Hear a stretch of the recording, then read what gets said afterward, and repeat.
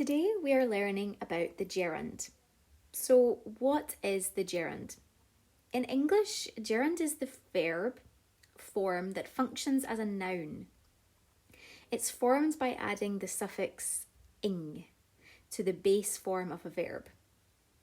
Gerunds can serve as subjects, objects, or complements in a sentence, and they can also be used after prepositions.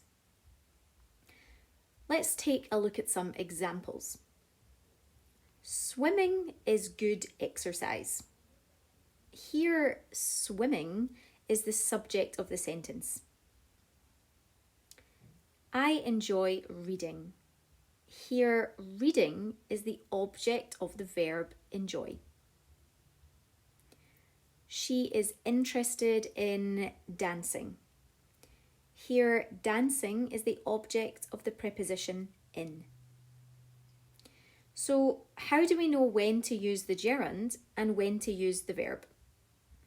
So, knowing when to use the gerund and when to use the verb can depend on the context and the grammatical function that the word is serving in a sentence. Here are some general guidelines. As a subject, gerunds often function as the subject of a sentence when the action itself is the focus.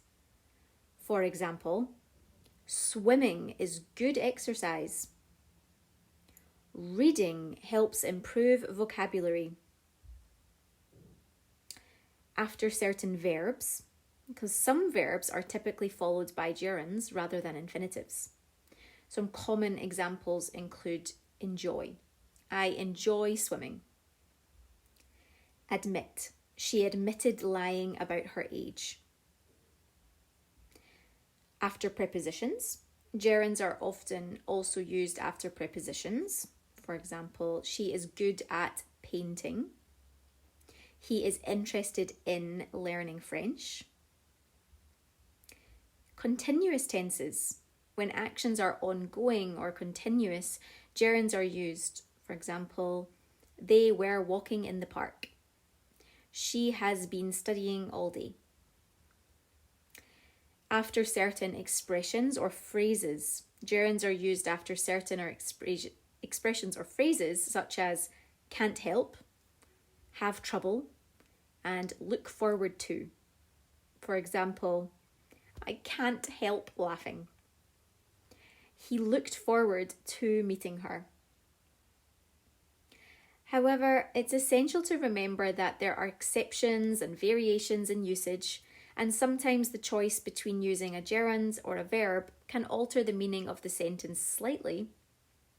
In some cases, both a gerund and an infinitive may be acceptable with little change in meaning, while in others, the choice may significantly affect the meaning or the tone of the sentence. So it's often helpful to consult a reliable grammar guide or seek clarification if you're unsure.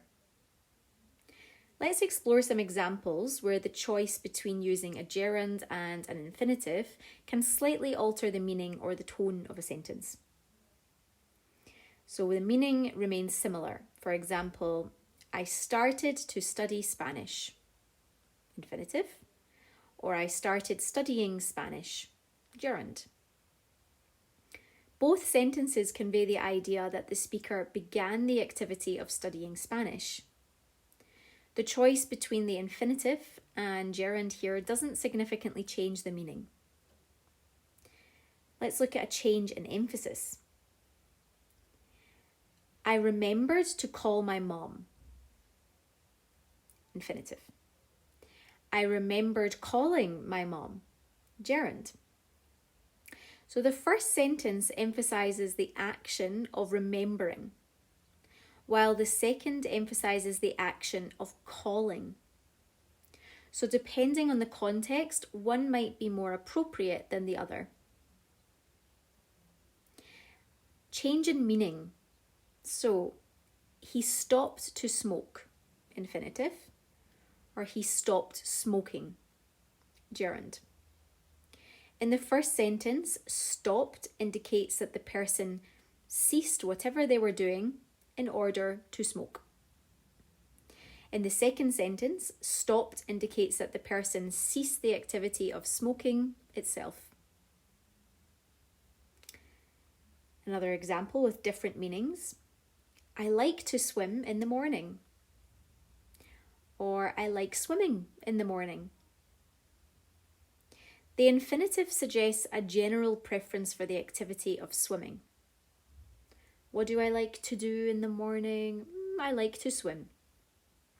While the gerund suggests enjoyment derived specifically from the act of swimming itself. I like swimming, it makes me feel good.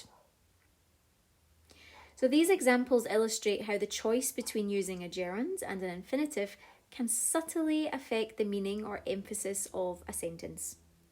It's essential to consider the context and intended meaning when deciding which form to use. I hope this tutorial has helped.